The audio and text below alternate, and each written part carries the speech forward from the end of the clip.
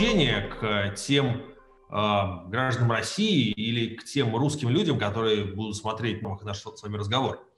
Что бы вы им сказали сейчас? Ukraynanyň prezidenti Zelenski Rus metbugatyna beren habaryna görä, Russiýanyň prezidenti Vladimir Putin bu bizim topraklarymyzy basyp almaklar üçin başladan söwüşinden bäri Rus halkynyň düşünjesini we görüjligini başga tarapa gönükdirilmek üçin Rus medialarynda halka garşy propaganda işlerini tezden-tez alyp barýar.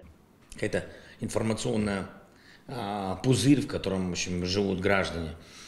Bir adam üçin Russiýa döwletiniň we halkynyň halkara jemgyýetçiliginiň arasynda awraýynyň hasam erwetleşjekdigini, rus dilinde gürleýänlere ýigrenç dörejekdigini, şeýle hem Rus döwletiniň we halkynyň 21-nji asyrda iň elhenç wagşy milleti bolup taryhda galjakdygyny, hem de Vladimir Putiniň bu söwüşi asla we asla gazanyp bilmejekdigini aýdyp geçdi.